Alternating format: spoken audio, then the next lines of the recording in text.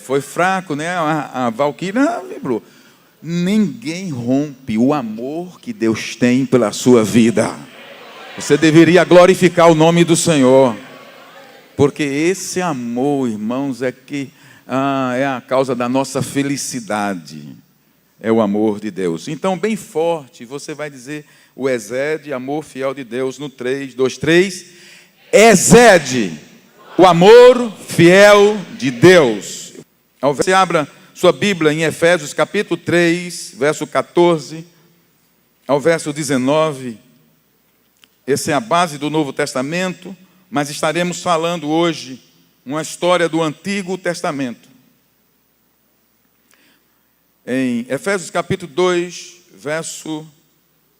capítulo 3, verso 14 em diante, diz: por essa razão, ajoelho-me diante do Pai, do qual recebe o nome toda a família nos céus e na terra.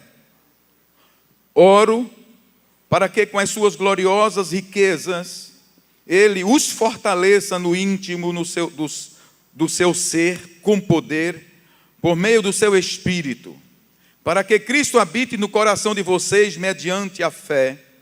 E oro para que, estando arraigados e alicerçados em amor, agora todos juntos, o 18, o 19, vocês possam, juntamente com todos os santos, compreender a largura, o comprimento, a altura e a profundidade, e conhecer o amor de Cristo, que excede todo conhecimento, para que vocês sejam cheios de toda a plenitude de Deus. Diga amém. Paulo está dizendo: eu oro para que vocês possam conhecer o amor de Deus, se mover nele, apesar de o amor de Deus excede todo o conhecimento humano. Na versão da Bíblia Viva, eu anotei separadamente aqui, porque nós não temos aí no telão a Bíblia Viva.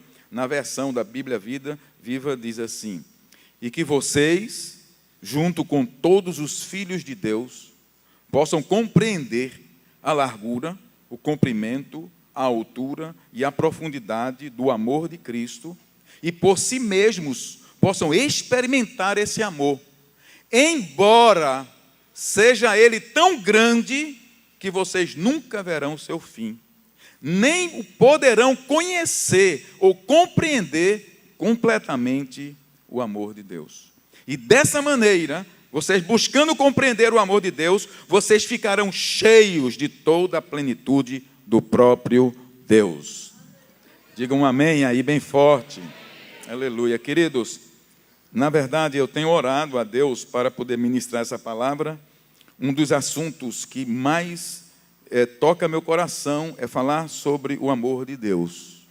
No entanto, é um grande desafio, porque a nossa mente humana não consegue conceber, não consegue gerar, entender na sua essência o amor de Deus. Nós somos depositários do amor de Deus, mas nós não compreendemos o amor de Deus. É tão grande, irmãos, que excede, Paulo diz, vai além de todo conhecimento humano. Não existe teólogo, não existe estudioso da Bíblia, não existe crente, por mais que se dedique, e nem pela revelação do Espírito, porque nossa mente é finita. O amor de Deus ultrapassa o conhecimento humano. Nós somos apenas depositários do amor. Nessa noite, que Deus possa ministrar o seu coração e você possa sair daqui nessa noite compreendendo um pouquinho mais o quanto Deus lhe ama. O quanto Deus lhe ama. De norte a sul, de leste a oeste, e em todas as eras, a amplitude do amor de Deus desafia todo e qualquer método de investigação. Os historiadores, os pesquisadores, os estudiosos da Bíblia já tentaram decifrar, mas eles não conseguem decifrar o amor de Deus. É isso que o apóstolo Paulo declara. O amor de Cristo excede, vai além do conhecimento humano. Os escritores bíblicos maravilharam-se da eleição de Israel, mas não tentaram explicar por que Deus escolheu o seu povo. Os profetas, as mensagens dos profetas do Antigo Testamento vêm trazendo no seu bojo essa admiração do amor de Deus por uma comunidade tão infiel como a de Israel. Um povo tão obstinado, tão duro, e a Bíblia chama de dura cerviz.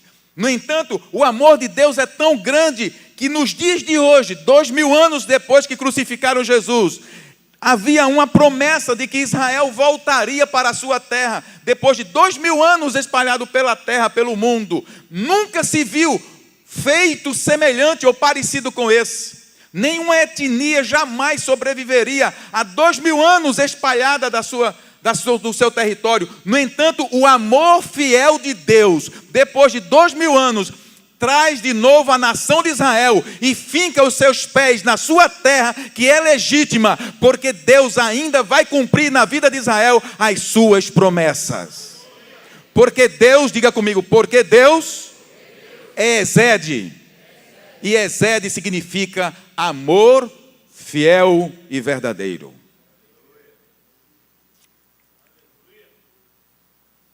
Os escritores não compreenderam como Deus escolheu o povo de Israel ao invés de qualquer outro povo, para ser a nação sacerdotal entre todas as nações.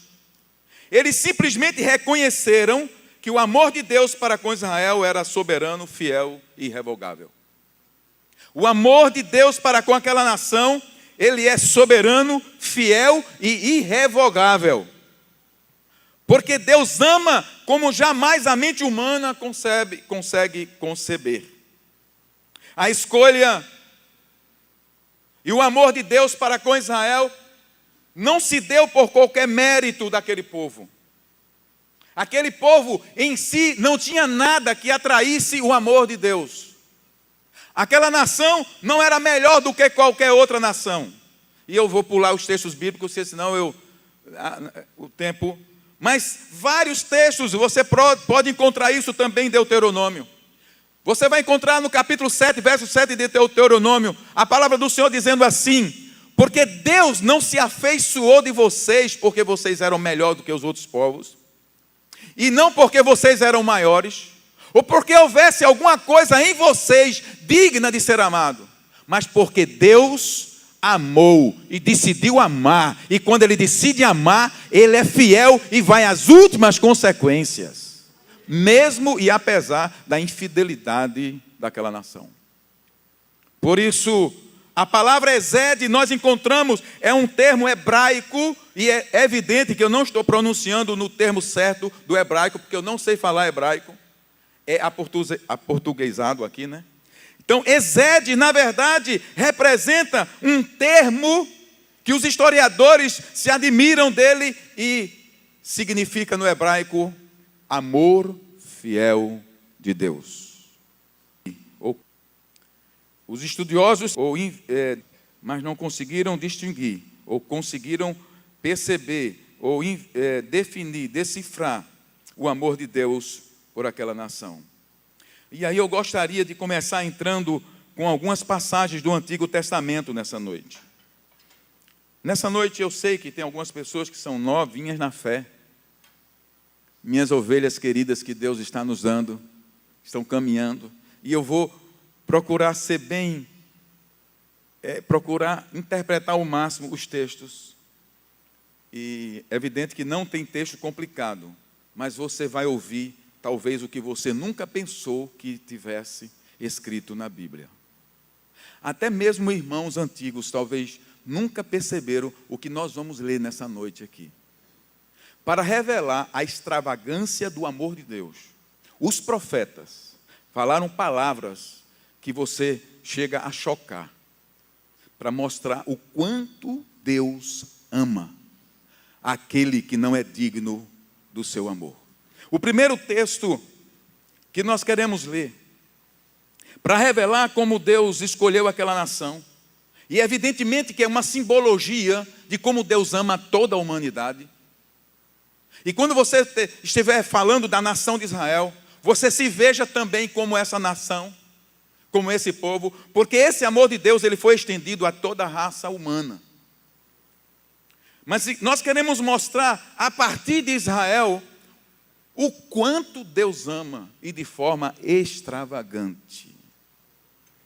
O primeiro texto nós queremos ler é de Ezequiel, capítulo 16. Ezequiel tem uma passagem que eu acho fantástica. Na verdade é um linguajar romântico, é um linguajar de uma pessoa, de um homem apaixonado por uma jovem, porque revela a paixão de Deus pela nação de Israel e pela humanidade. Ezequiel capítulo 16. Você vai encontrar no verso 1, talvez na sua Bíblia, se você abriu aí, você vai ter um título aí que diz assim: a alegoria de Jerusalém infiel. O que é alegoria? É uma linguagem figurada para representar uma realidade. Então o que eu vou ler aqui é uma alegoria. E você vai ficar admirado. E eu quero contextualizar você para você caminhar nesse texto. Fala de uma criança que nasceu, mas foi abandonada. Passando Deus por aquela criança, tomou para si e a amou. Vamos ler então a passagem? Talvez você possa se identificar com essa criança, como esta criança. E eu quero dizer que nessa noite, Deus está passando por você para lhe amar. Então vamos acompanhar essa leitura. Veio a mim a palavra do Senhor: filho do homem, confronte Jerusalém com suas práticas detestáveis e diga: assim diz o soberano, o Senhor, a Jerusalém. Sua origem e seu nascimento foram na terra dos cananeus. Seu pai era um amorreu e sua mãe uma hitita. Povos completamente pagãos. Seu nascimento foi assim. No dia em que você nasceu, o seu cordão umbilical não foi cortado. Você não foi lavada com água para que ficasse limpa. Não foi esfregada com sal, nem enrolada em panos. Ninguém olhou para você com piedade, nem teve suficiente compaixão para fazer qualquer uma dessas coisas por você. Ao contrário, você foi jogada fora, em campo aberto. Pois no dia em que nasceu, foi desprezada. Então, passando eu por ti, na minha versão aqui, passando por ti, vi você se esperneando em seu sangue. E enquanto você jazia ali em seu sangue, eu lhe disse: viva.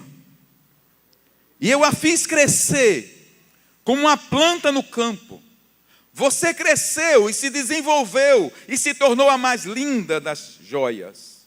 Seus seios se formaram e seu cabelo cresceu, mas você ainda estava totalmente nua. Mais tarde, quando passei de novo por perto, olhei para você e vi que já tinha idade suficiente para amar. Então estendi a minha capa sobre você e cobri a sua nudez. Fiz um juramento e estabeleci uma aliança com você, palavra do soberano, o Senhor, e você se tornou minha.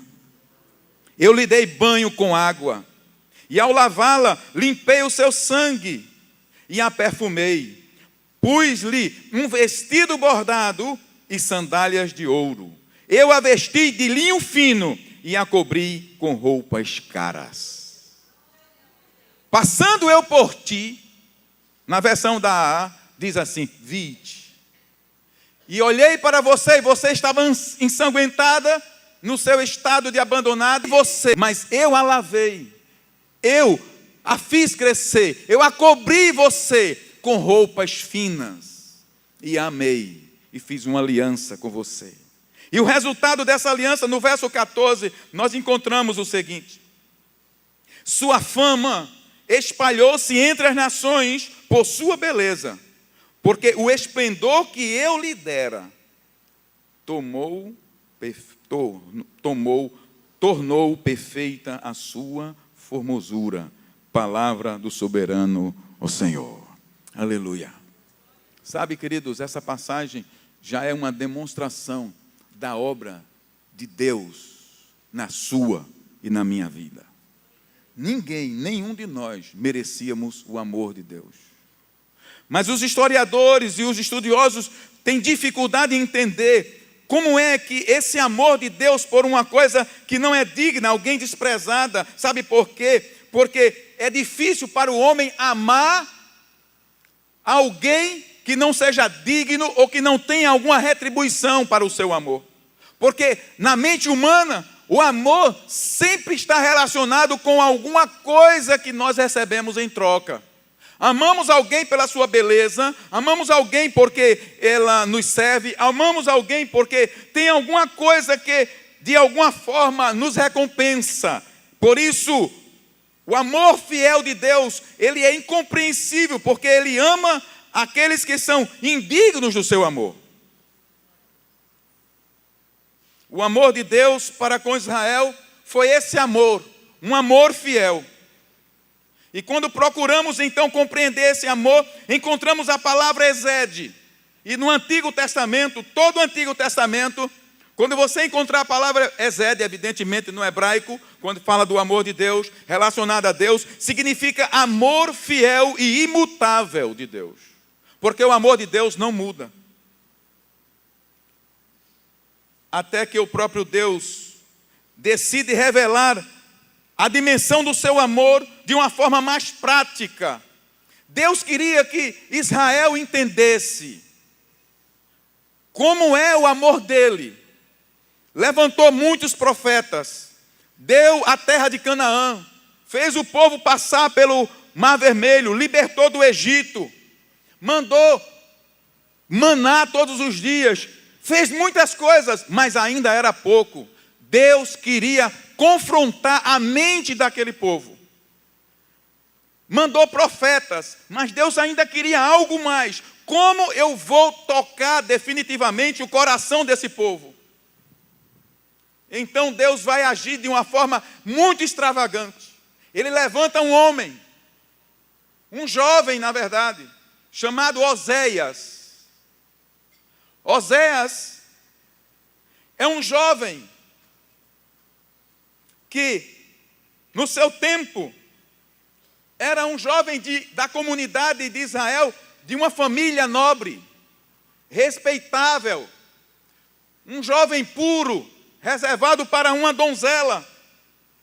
Ele tinha pedigree, foi o que eu coloquei. Ele tinha história, linhagem. Não era qualquer pessoa da sociedade da nação de Israel, de Judá. E ali, Oséias, então, vai ter um chamado de Deus para ser profeta.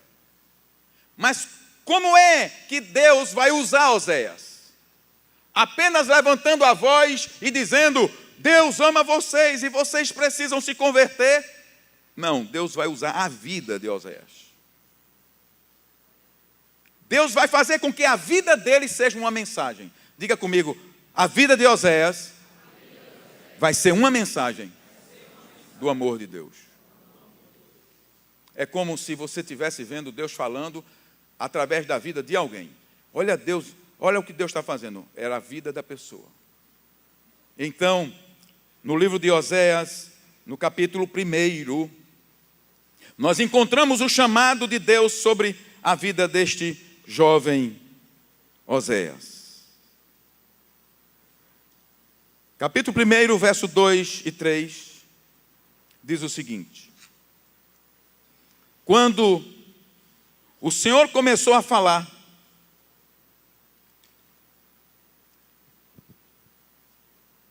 por meio de Oséias, disse-lhe: vá, e agora se assuste, irmão, tome uma mulher adúltera e filhos da infidelidade, porque a nação é culpada do mais vergonhoso adultério por afastar-se do Senhor.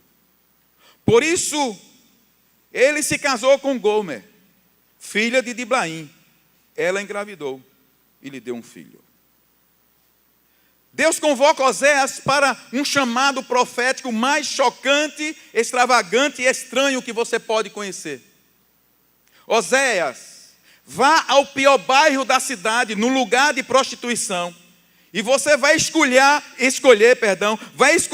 uma jovem daquele lugar, que vende o seu corpo, que é tocada por todos os homens, e você traz com ela também os seus filhos. Filhos gerados na prostituição, traga-os também. Tome-os como seus filhos e tome a mulher como a sua esposa. Através dessa estranha circunstância, seria ensinada para a nação de Israel e para nós hoje uma lição objetiva espiritual. Que lição a vida de Oséias traria? A nação de Israel era comparada a uma prostituta adúltera e Iavé era o marido desta mulher. Imaginando a cena, quando Deus diz a Oséias, tome uma mulher adúltera e também filhos da infidelidade e case com ela. Agora, irmãos, imagina a cena. Oséias, que não era acostumado a frequentar esses ambientes difíceis, Oséias vai procurar Gomer nos lugares da prostituição. Ali estava a sua noiva, exibindo o seu corpo e sendo tocada por todos os que passam. Mas aquilo que parece difícil de explicar é que Oséias, depois de ver a mulher, passou a amá-la e ela não viu. Ele não a viu como uma prostituta, mas como sua esposa. Caiu de amor por ela, ele a amou absolutamente. Veja o que diz Oséias capítulo 2, verso 19. Eu quero dizer que isso não é uma metáfora, isso não é uma alegoria, isso foi a vida de Oséias. Oséias então chega no lugar da prostituição e no capítulo 19 e 22, 19 e 20, diz assim: e eu me casarei com você para sempre. Era alguém que estava apaixonado. E eu me casarei com você com justiça e com retidão, com amor e compaixão. Eu me casarei com você com fidelidade, e você reconhecerá o Senhor. E ali Oséias, então, toma Gomer como sua esposa, traz para dentro de casa e lhe dá um lar. Oséias significa livramento, salvação. Diga comigo, Oséias significa livramento, salvação. E Gomer significa o quê? E Gomer significa o quê? Eu não estou cobrando que você saiba, não, irmão. Só estou... Gomer significa completa. Quando livramento entra em ação, você termina completo e completa no Senhor. Oséias, o nome dele significa livramento, significa salvação. E quando ele vai naquele ambiente e vai escolher a mulher que aparentemente não era digna dele, é Gomer. Quando Oséias olhou para Gomer naquele ambiente de prostituição, Oséias a viu completa. Porque quando Oséias entra em ação, Gomer se torna completa e completo. Assim é o amor de Deus por nós. Quando em Cristo Jesus nós somos tocados pela graça de Deus, não importa o estado da nossa alma, o nosso passado, a nossa sujeira, quando Ele entra em ação, eu e você já somos aos olhos dEle completos, plenos, íntegros, perfeitos, santos, já estamos revestidos de santidade e diante dele nossas vestes já estão limpas. Diga glória a Deus.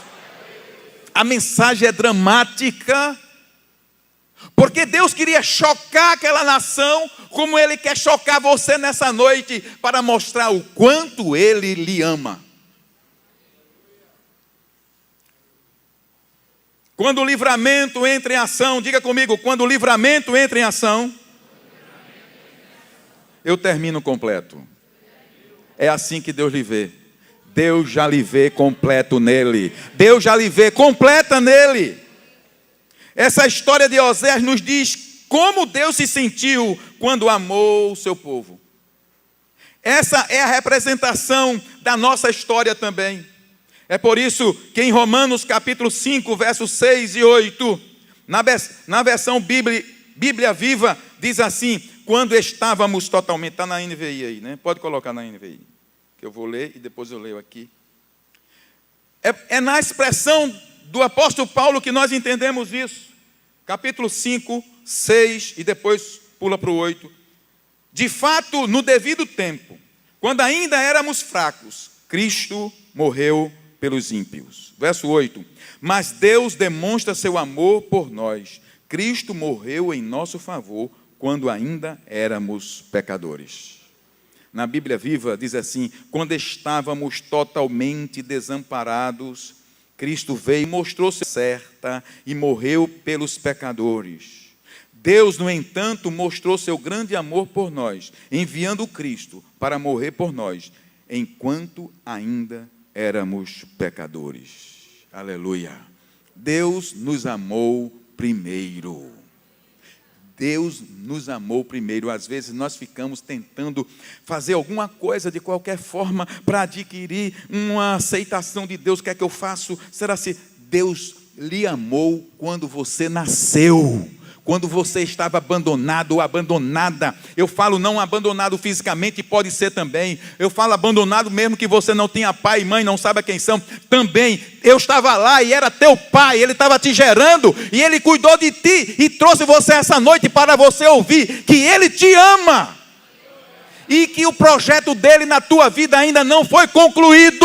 Ele está fazendo uma obra na tua vida e vai tornar você completo e completa nele. Mas também eu falo sobre toda a raça humana que quando nasce, já nasce debaixo de uma condenação, sem Cristo, sem paz e sem Deus no mundo. Mas Deus já envolveu toda a raça humana quando derramou o sangue de Jesus Cristo sobre a terra para alcançar o mais vil pecador, do qual eu sou o principal. Você já se sentiu tão vil? Você já fez algo tão sujo que perdeu o respeito por si mesmo? Você já jogou fora ou já jogou para debaixo do tapete lixo? Porque o amigo mais íntimo, a amiga mais íntima não pode saber. Tem uma mancha no seu passado ou no seu presente que ele atormenta até hoje. Tem uma mancha de culpa que o tempo não apaga. Eu quero dizer que Livramento já entrou em ação. E ele vai remir o teu passado, o teu presente e o teu futuro. Quando Oséias entra em ação, Gomer se torna completo e completa. Quem dá glória a Deus? Aleluia. Deus em Cristo assumiu a tarefa de lhe desligar do passado. Diga comigo, Deus em Cristo assumiu a tarefa de me desligar do meu passado, a fim de que eu possa ser apresentada a Ele completo e completa. Aleluia, glória a Deus. Por isso Romanos capítulo 8, verso 1 e 2, pode colocar aí, todos juntos. Portanto, agora já não há condenação para os que estão em Cristo Jesus. Porque por meio de Cristo Jesus, a lei do Espírito de vida me libertou da lei do pecado e da morte. Dê um glória a Deus. Querido, Jesus Cristo fez tudo por nós. Ele não só nos salva da condenação, mas Ele nos liberta da força do pecado. Nós somos salvos, nós somos separados para Ele, mas tem uma vida para ser caminhada. Como nós vamos conseguir caminhar? Não é na força do seu braço, é na força do poder do Espírito Santo, que vai regenerando, que vai santificando, que vai trabalhando, moldando o seu caráter, moldando, vai expulsando as coisas ruins, vai tirando as mentiras da sua vida, limpando o teu caminho. É como diz a Bíblia, e a vereda do justo, ela vai brilhando dia a dia, até ser dia perfeito. Portanto, não desanime, porque a obra que Deus está começando a fazer na tua vida vai dar na glória. Diga comigo, eu sou destinado a habitar na glória. Queridos, eu quero dizer que eu me vejo como essa criança jogada, abandonada. Quando eu olho para a minha história, quando eu vejo aonde eu nasci, os enganos por parte de espíritos familiares, por parte da ignorância da minha família, de onde totalmente desprovido, não era nem para estar vivo aqui, mas Deus decidiu me amar, e ninguém me desliga desse amor. Deus decidiu te amar, e ninguém desliga você desse amor de Deus. Pois foi lido nessa noite aqui, Romanos capítulo 8, verso 31, mais da frente, não estava aqui, mas vamos ler. Romanos capítulo 8.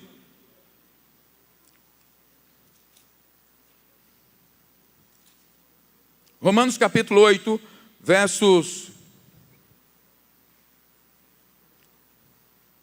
a partir do 32, a partir do 33. Todos juntos? Quem fará alguma acusação contra os escolhidos de Deus foi fraco. Todo mundo junto, proclamando a palavra de Deus, porque essa palavra, quando você proclama, ela traz um retorno de vida para a sua vida. Bem forte, todos juntos.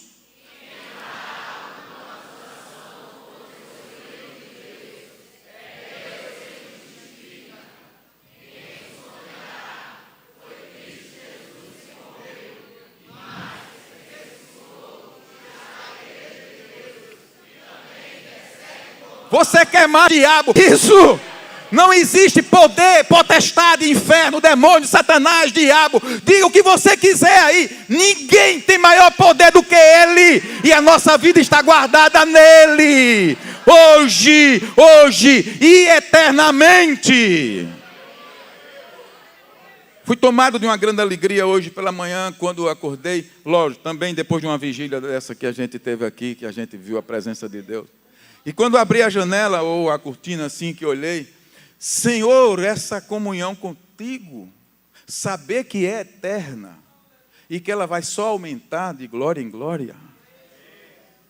Senhor, eu poderia ser o homem mais rico dessa terra, eu poderia morar no Dubai, lá em Dubai, e daí? Aos 70, 80, 90, 100 anos, eu partiria. E para onde eu iria? Mas a paz, a comunhão e a segurança que eu desfruto hoje, ela só se perpetuará para sempre. Porque a palavra me garante, e aí a importância de conhecer a palavra me garante que nada, absolutamente nada, diga comigo, nada, absolutamente nada, me separará do amor de Deus, que está em Cristo Jesus, o nosso Senhor. Mas eu não terminei o texto. Voltando para o verso 35. Quem nos separará do amor de Cristo? Todos juntos. Quem nos separará do amor de Cristo? Será tribulação, ou angústia, ou perseguição, ou fome, ou nudez, ou perigo, ou espada? Como está escrito, por amor de ti enfrentamos a morte todos os dias. Somos considerados como ovelhas destinadas ao matadouro. 37, bem forte, bem forte. Mas em todas essas coisas, somos mais que vencedores, por meio daquele que nos amou. Continuando, pois eu estou convencido de que nem morte, nem vida, nem anjos, nem demônios, nem o presente, nem o futuro, nem quaisquer poderes, nem altura, nem profundidade, nem qualquer outra coisa na criação será capaz de nos separar do amor de Deus que está em Cristo Jesus, nosso Senhor. Dê glória a Ele. Aleluia, aleluia, aleluia. Isso não é triunfalismo. Isso não é triunfalismo. Você terá tribulações na vida. No mundo tereis tribulações, mas eu venci o mundo, vocês vencerão também. Mas isso é vitória certa para aqueles que estão em Cristo Jesus. Não é ausência de problema, não é ausência de dores, mas é a convicção de vitória. Diga comigo, não é ausência de dores, não é ausência de tribulações, mas é a convicção de vitória. Aleluia, glória a Deus, aleluia. Aleluia. Em 2 Coríntios, capítulo 7, capítulo 5, verso 17, nós temos um outro texto que é fabuloso para nos assegurar essa nossa posição em Cristo. 2 Coríntios 5, 7, bem forte, nós vamos ler juntos. Portanto, se alguém está em Cristo, é nova criação. As coisas antigas já passaram, eis que surgiram coisas novas. Aleluia! A Bíblia Viva diz assim: quando alguém está em Cristo, torna-se uma pessoa totalmente nova por dentro. Já não é mais a mesma pessoa. As coisas antigas já passaram e teve início uma nova vida. Glória a Deus, aleluia. É uma versão linda, né? Essa Bíblia Viva também. Finalmente, Oséias se casa com Gomer. Voltando para Oséias capítulo 1. Por isso, verso 2, verso 3. Por isso ele se casou com Gomer, filha de Diblaim. Ela engravidou e lhe deu um filho. Oséias foi lá. E aí, quando viu Gomer naquele estado, amou. E aí, ofereceu, como ontem nós vimos na vigília, né? Gomer, eu estou apaixonado e vou fazer você feliz para toda a vida. Quem esteve ontem na vigília sabe o que é que... Foi linda a representação ontem aqui. E aí, queridos, Oséias vai, e não é fantasia. Ele ama, e os textos seguintes do capítulo 2 vai mostrar que Oséias caiu de amor por Gomer. Porque Deus queria mostrar, através da vida de Oséias, como Deus nos ama. E aí Oséias traz Gomer para dentro de casa. Deu-lhe um novo nome. Cobriu-lhe os ombros da vergonha com o manto da integridade. Gomer poderia erguer a cabeça pelas ruas, mas porque ele é perfeito e ele exerce amor fiel, jornada de honra e de integridade. Um jovem da família de uma linhagem nobre cobriu de honra a vida de Gomer. E agora ela não tinha que se envergonhar do seu passado. Ela recebeu um novo nome. Ela recebeu uma nova vida. E ela andava então de cabeça erguida pelas ruas de Jerusalém, de Judá, com essa convicção de que Deus, Deus, através de Oséias, lhe deu um novo nome. Na verdade, Oséias profetizou no reino do norte, em Israel. Então, era nas terras do reino do norte, e não vamos complicar, senão alguns não vão entender, mas era na terra do reino do norte, Israel. Como Gomer, nós somos lavados do perfume da luxúria, para exalar o bom cheiro de Cristo. É o que Paulo diz em 2 Coríntios, capítulo 2, verso 15. Porque para Deus somos o bom aroma de Cristo. Um aroma refrescante e saudável de Cristo. Para Deus, somos o bom aroma de Cristo. Agora, Gomer exalava um outro cheiro. Ela tinha uma outra postura, porque ela foi coberta com o manto da integridade. Gomer tornou-se completa. Queridos, essa é a obra que Deus, em Cristo Jesus, veio fazer na minha e na sua vida.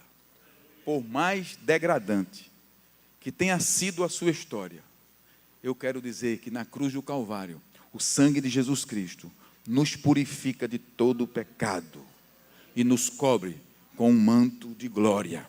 E podemos andar sobre as terras desse globo, de cabeça erguida, porque o nosso dono, Jesus Cristo, já fez a obra dele de me separar do meu passado. Mas seria bom que a história fosse concluída aqui. Mas tem um detalhe de grande aprendizado. É que agora Gomer em casa, com os filhos que não eram de Oséias, desfrutando de tudo o que tinha e de todo o bem-estar, Gomer começa a ter um procedimento estranho. É a história da infidelidade do povo de Israel, que representa a nossa história e a história da humanidade.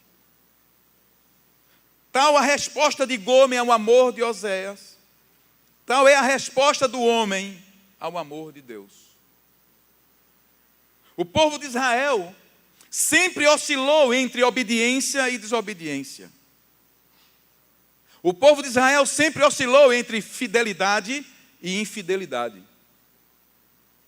Essa luta constante que entristece o coração do amado, também é a história de toda a raça humana, porque também a história de Israel é uma representação da raça humana.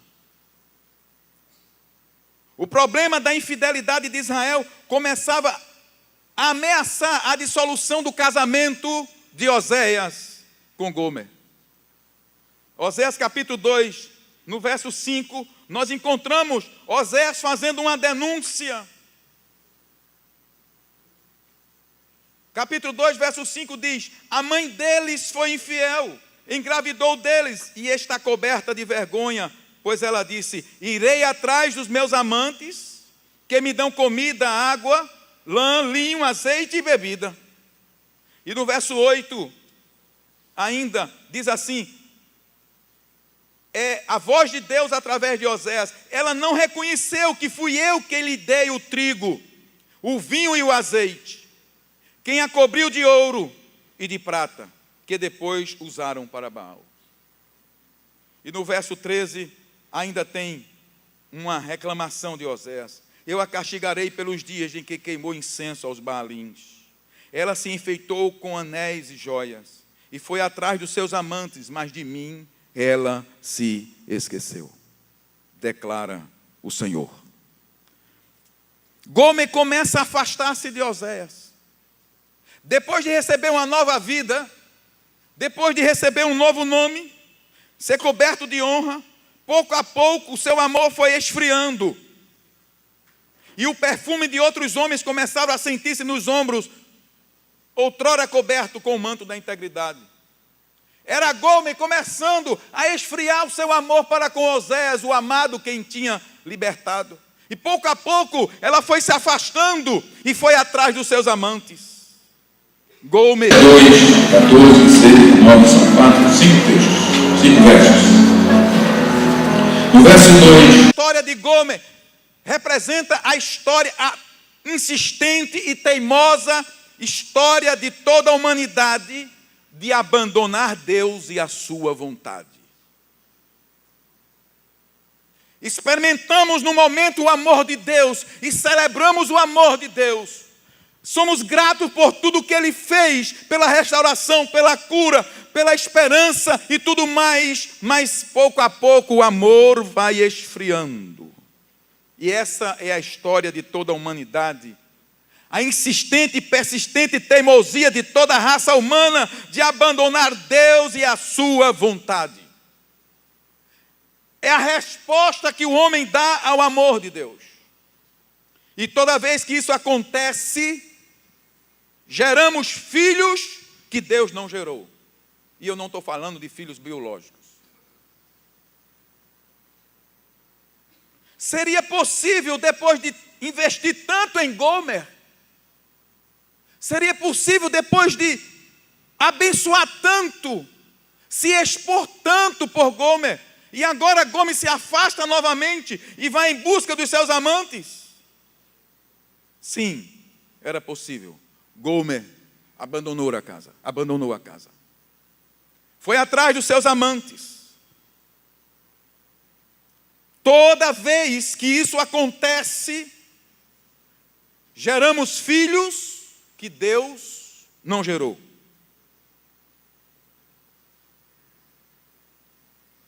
Oséias até criou e cuidou com carinho dos filhos de Gomer. Não eram seus filhos, mas os colocou em sua cama. Os alimentou, os vestiu, brincou com seus filhos, agasalhou, protegeu, deu nome. O que Deus está tentando dizer-nos a respeito de si mesmo com essa história, nesse ponto, é que muitas coisas que geramos não nasceram dele. São filhos nascidos fora da vontade de Deus. As aventuras que embarcamos sem ter orado primeiro são filhos gerados fora da vontade de Deus. São os filhos nascidos também biologicamente que Deus não havia planejado, e aí Deus vai cuidar dessas crianças. São os empregos que aceitamos sem pedir o conselho divino, são as negociações que fazemos, são as mudanças que fazemos, é o curso que entramos, é a cidade que nos mudamos, é o casamento que entramos, é o namoro que entramos, sem buscar a direção de Deus, filhos gerados fora da vontade de Deus.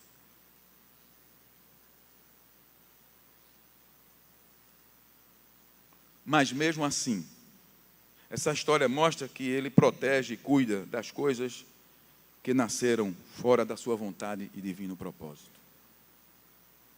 Essa história mostra que mesmo os filhos que ele não gerou conosco, e eu não estou falando filhos biológicos, todos os desencontros da nossa vida, todos os descaminhos da nossa vida, as decisões malfadadas, que traz sofrimento, foram filhos que nós geramos sem ter sido gerado com o Senhor, porque nós estávamos nos afastando dele. Mas essa história de Oséias e Gomer mostra que mesmo assim, Deus está agora mesmo, nesse momento, trabalhando arduamente com os nossos filhos, nossas decisões, nossa história errada, troncha. Deus está de alguma forma como exímio oleiro, construindo a partir desses cacos quebrados um novo vaso para a glória dele. Porque se Deus, o salmista diz, se os irmãos lembrar aí qual é o salmo que agora eu não me lembro, o salmista diz, se Deus levasse em conta os nossos pecados, nós não escaparíamos. Mas Deus é exede, amor fiel. Deus está o tempo todo utilizando os nossos erros, os filhos nascidos fora da sua vontade, para escrever uma nova história, porque Ele nos ama com amor fiel. Alguém diria nesse ponto da história de Oséias, com Gomer voltando ao mercado,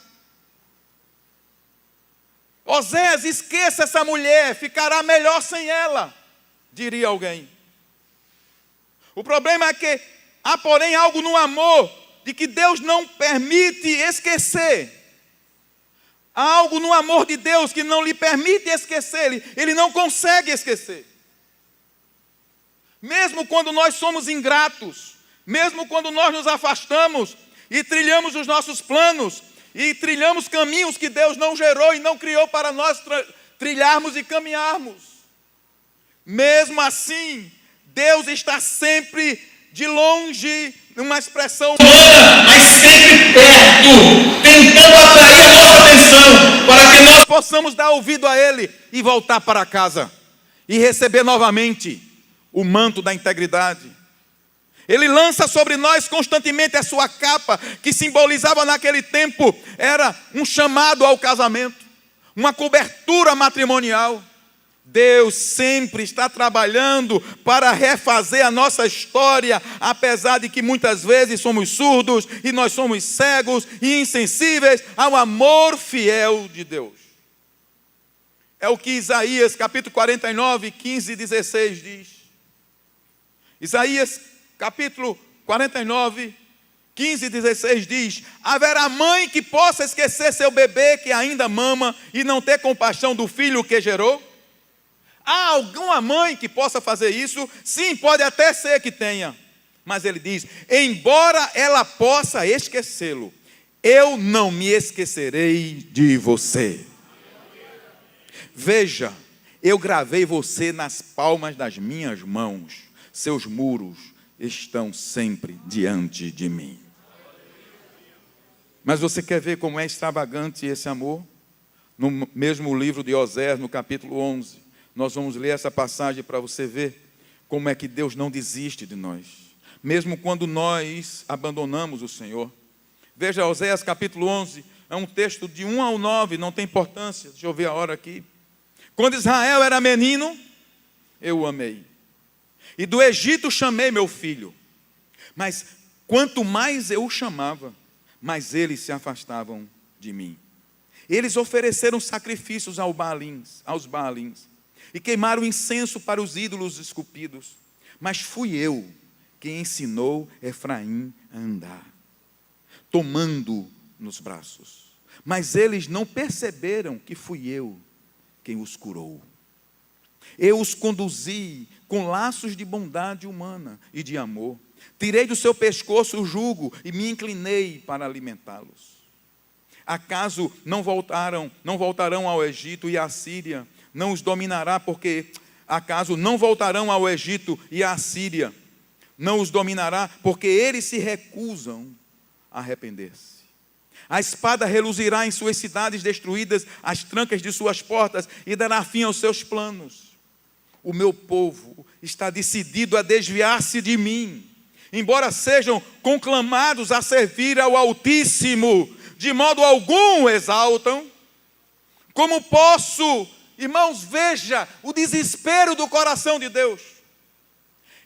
Essa passagem você encontra inúmeras delas no Antigo Testamento. Deixa eu fazer uma pausa para lhe dizer aqui. Muitas vezes as pessoas dizem assim: não, eu não gosto do Antigo Testamento, é lei, é seca, não, é só lei. Eu quero dizer que na minha adolescência, quando eu me converti, que esse ano, agora em agosto, completa 50 anos que eu entreguei minha vida a Jesus, e eu vou passar o ano todinho dizendo isso aqui, porque a coisa mais linda da minha vida é essa história, irmão. Deus me amou, Deus me trouxe e me preservou até hoje, e me preservará até aquele dia. Na minha adolescência, quando eu conheci na adolescência a depressão, e não tinha aconselhamento, eu não sabia nada, a igreja era ignorante acerca disso. Eu vou lhe falar uma coisa, foi lendo o Antigo Testamento que eu descobri um Pai gracioso, que está nos céus, e que cuida de mim, e que me abraça, que me ama. E aí, essa passagem, como tantas outras, você pode encontrar inúmeras delas no Antigo Testamento, porque há graça no Antigo Testamento e também a lei no Novo Testamento, assim como também a lei no Antigo, há graça no Novo, e os dois se complementam, porque os dois pertencem ao Deus da graça e da misericórdia. Foi lendo, e veja o verso 8, apesar dele ter criado Israel, dele ter levantado Israel desde criança, foi ele que se abaixou como uma ama, como uma mãe, para dar de mamar, para dar de comer. Eles cresceram, mas eles abandonaram. Mas veja o verso 8, queridos. Como posso desistir de você, Efraim? Coloque seu nome aí, irmãos. Como posso desistir de você, Efraim? Como posso entregá-lo nas mãos de outros, Israel? Como posso tratá-lo como tratei Adimá? Como posso fazer com você o que fiz com Zeboim?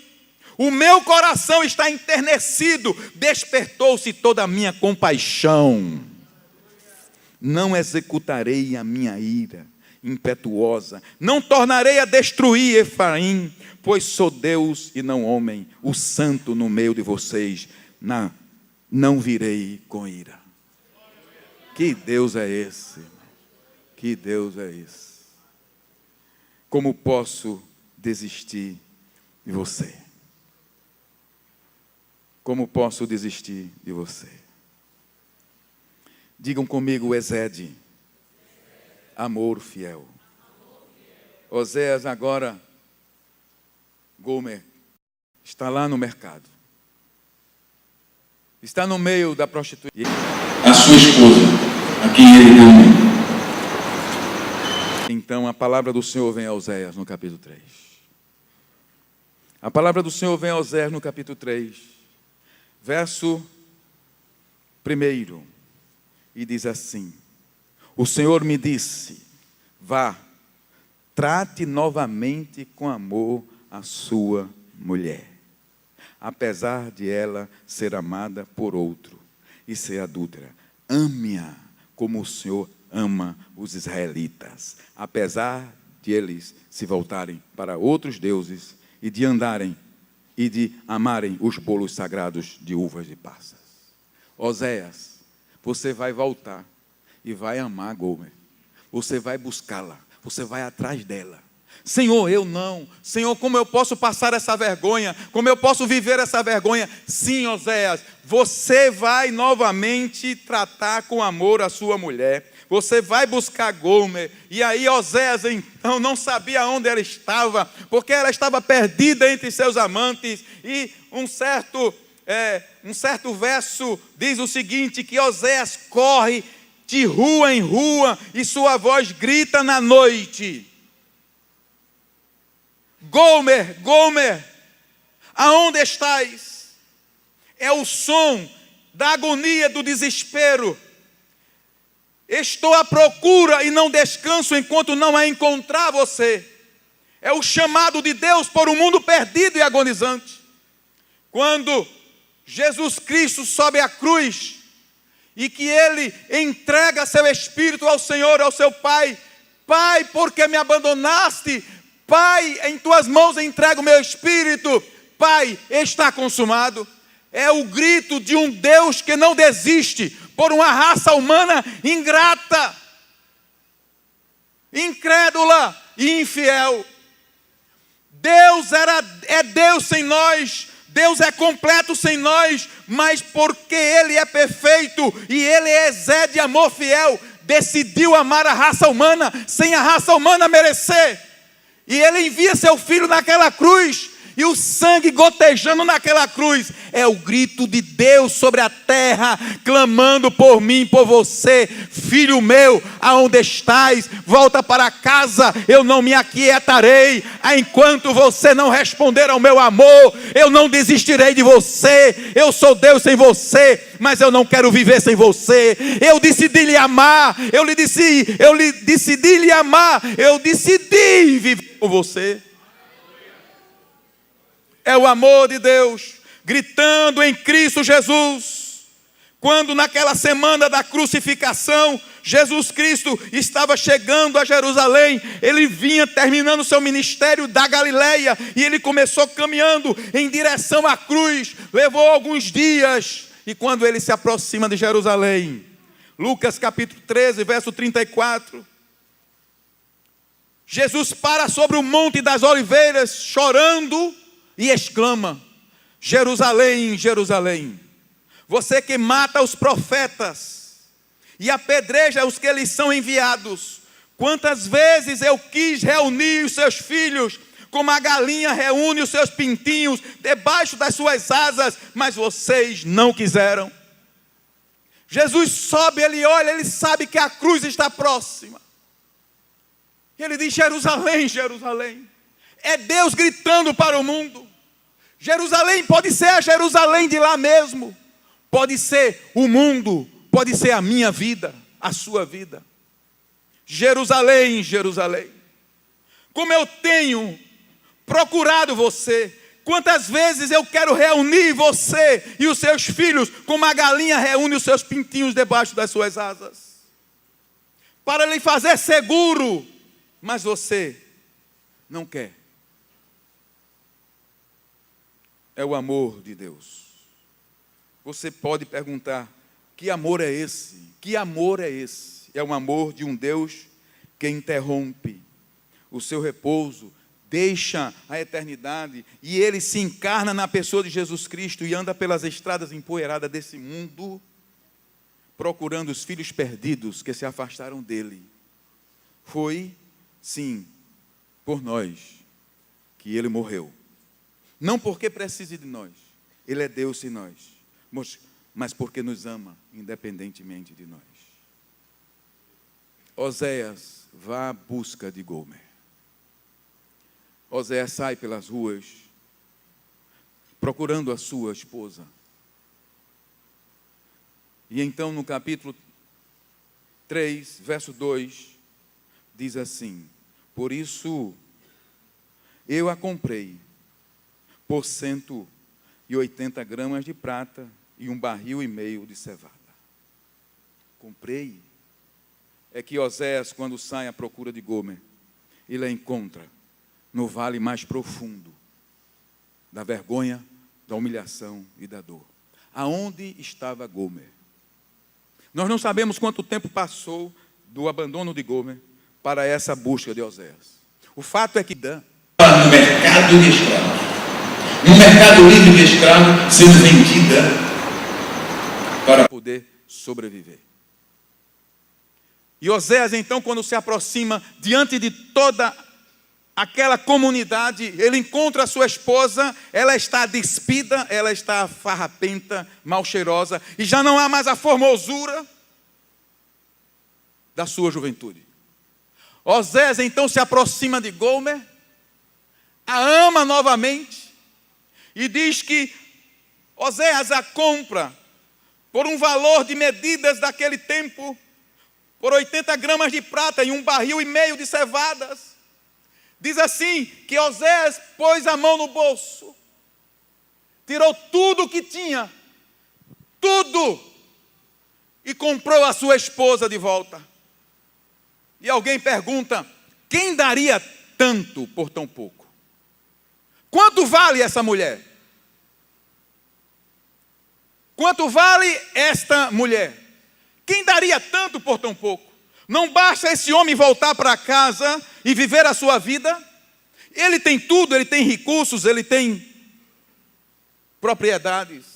Mas Deus estava dizendo: Oséias, resgate Gomer, assim como eu resgato Israel. Quem daria tanto por tão pouco? Essa é a representação do amor de Deus para conosco. Gomer estava no mercado de escravo. Sabe o que isso significa? O mundo é assim. Ele nos atrai para si, para depois zombar de nós. Ele oferece a você as delícias. E depois que você se esbanja nas delícias, você vai dar com a cara no pó, na lama. E ele vai rir e expor você. Mas, graças a Deus, que existe um Deus misericordioso, que está com seus olhos passando sobre a terra, para resgatar todos os que estão escravizados pelo pecado. Para dar um novo nome, para reconstruir e dar uma nova história. Quero chamar o louvor aqui. Entre dor, angústia, confusão, Oséias mete a mão na bolsa, tira tudo que possui e, enfrentando a humilhação da multidão, dirige-se a Gomer e a resgata. Ele arranca Gomer de novo e leva para casa. Sabe o que isso significa na linguagem do apóstolo Paulo?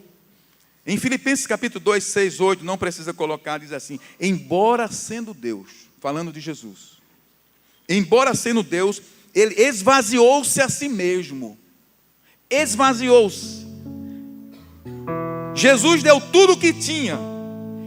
Ele deu tudo o que tinha. E o que ele tinha, diz assim, que ele humilhou-se a si mesmo. E foi obediente até a morte, e morte de cruz. O que Jesus deu? Qual foi o volume, a quantidade de dinheiro para salvar a minha vida? foi a sua própria vida. Ele esvaziou-se de si mesmo. Ele deu tudo o que tinha, como Osés naquele mercado. Deus em Cristo Jesus esvaziou-se e pagou o mais alto preço pela sua vida. O preço da sua vida é o preço do sangue de Jesus. E você precisa entender isso, para usar isso como um trunfo, como uma bandeira, como um estandarte diante do inferno. A minha vida vale a vida de Cristo, porque Ele decidiu ser assim. O ponto alto dessa história não é o passado de Gomer. Eu não quero que você, nessa noite, valorize o passado de Gomer. O ponto alto dessa história é o amor de Oséias, que é o tipo do amor de Deus. O ponto alto dessa história é o amor de Oséias, que é o tipo amor de Deus. Oséias significa livramento, e Gomer completa. Quando livramento entra em ação, você termina completo e completa. E não importa por onde você passou, por onde andou, quantas vezes caiu, eu quero dizer, Deus sempre te dá uma oportunidade. Porque se você está aqui nessa noite, é porque Ele mostra isso hoje para você. É uma oportunidade. Pastor, eu não estou no mercado de escravo. Eu não estou fazendo essas coisas tão erradas. Talvez não esteja, mas talvez sua avaliação não seja tão ruim assim. Mas verdadeiramente você tem correspondido ao amor de Deus derramado em Cristo Jesus. Ele é o centro da sua vida. Ele é o tudo da sua vida. Você vem, você busca Deus por Deus ou pelo que Ele tem para te dar. Mesmo que você faça isso, Ele te ama. Mesmo que falte corrigir isso, Ele te ama. Mas você precisa refletir. Talvez você não seja o tipo de Gomer. Talvez eu não seja o tipo de Gomer tão extravagante. Mas para Deus não importa. O que Ele quer é saber como você responde ao amor dEle. Como você tem respondido ao amor de Deus. Que lugar Ele ocupa na sua vida, na sua história, no seu dia a dia, de fato. Porque possa ser que você não tenha essa história tão extravagante, mas você sempre deixa Deus aqui, de lado. Mas Ele quer ter um relacionamento amoroso com você. Um relacionamento de intimidade, de um marido e de uma mulher. Eu não sei como você está respondendo a esse amor, mas o amor de Deus para com você é fiel como esse cadeado, ele não se romperá. Ele vai em busca de você até alcançar o seu coração integralmente, totalmente. Eu quero encerrar lendo aqui em Oséias uns textos. Eu vou pedir para você ficar de pé nesse momento.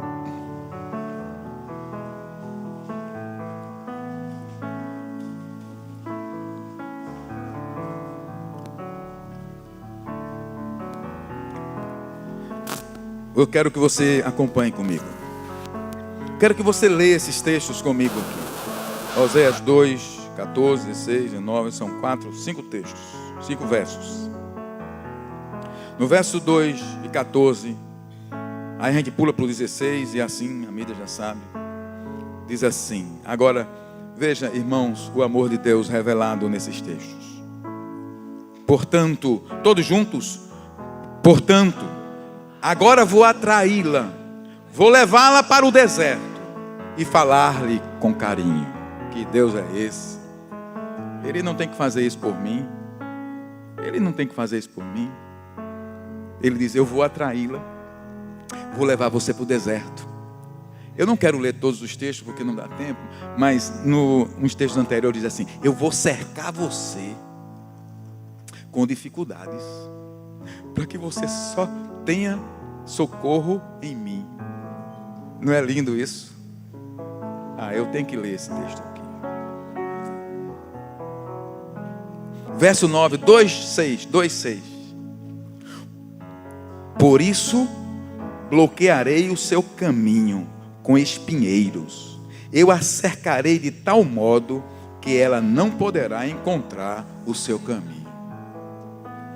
Deus está dizendo: eu vou colocar espinheiro, eu vou colocar dificuldade aí. Eu vou fazer emperrar esses planos, porque eu não me conformo que você viva longe de mim. Eu não me conformo que você viva longe de mim.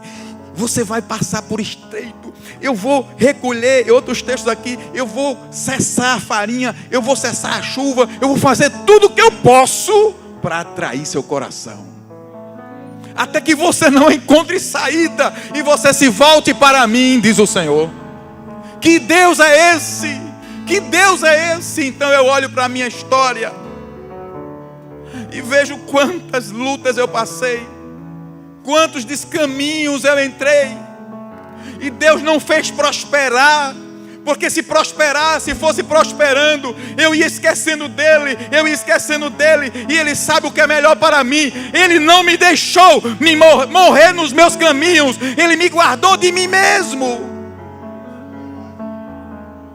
Eu vou cercar você, e agora eu vou conduzir você ao deserto. Capítulo 2:14. Eu vou atraí-la, vou levá-la para o deserto e vou falar com carinho. É Deus, irmãos. É Deus. Deixa eu dizer uma coisa: o homem expõe, mas Deus preserva. O homem acusa, mas Deus perdoa. O homem maltrata, mas Deus fala com carinho. Aleluia, aleluia, glória a Deus. Verso 16. 16? Naquele dia que levarei ao deserto, declara o Senhor: você me chamará meu marido, não me chamará mais meu Senhor. Sabe o que está dizendo? É que Deus quer que você tenha uma intimidade de esposa e esposo, não de serva, mas de esposa. Você me chamará meu marido. E aí, Isaías capítulo 54, verso 5 diz assim: porque ele é Senhor dos exércitos, é o seu marido. E eu digo: marido fiel, marido bondoso, marido que protege, que ampara e que provê. Naquele dia declara o Senhor: você me chamará meu marido, não me chamará mais meu Senhor. Meu Deus, que carinho. Os irmãos estão entendendo? Dá um amém aí. Eu estou falando da história de Oséias. Foi uma vida, viu, irmãos? Foi uma vida. Não foi uma semana, um mês, um ano, não. Isso é uma história longa, para Deus deixar registrado para você nessa noite como é o amor dele por você. Quem entendeu, dá um glória a Deus. Está registrado por amor a você. O apóstolo Paulo diz assim: porque todas as coisas foram escritas para o nosso próprio bem, porque Deus visava a nós mesmos, do Novo Testamento. E aí, verso 19, a igreja vai ler comigo, né? Versos 19 e 20. Eu me casarei com você para sempre. Eu me casarei com você com justiça e retidão, com amor e compaixão. Eu me casarei com você com fidelidade, e você reconhecerá o Senhor. Aleluia, aleluia, glória a Deus, aleluia. Você percebe que a história aqui é misturada aqui? Ora é Oséias, ora é o Senhor. Percebeu? Você reconhecerá que eu sou Oséias. Aí toda vez que vai dizer Oséias, ele muda e diz: que eu sou o Senhor. Porque é Deus, através de Oséias, para dizer a você: tão pequenininho esse amor, é fraquinho. Isso é o que você vale, meu irmão. Isso é o que você vale. É esse amor tão grande e fiel de Deus. Excede amor fiel de Deus. Eu me casarei com você com fidelidade e você reconhecerá o Senhor. E para encerrar, o verso 23, bem forte: eu a plantarei para mim mesmo na terra, tratarei com amor aquela que chamei não amada, direi àquele chamado não meu povo, você é meu povo, e ele dirá: tu és o meu Deus. Aleluia! Dá uma glória a Deus. Adore ao Senhor. Adore ao Senhor nessa noite.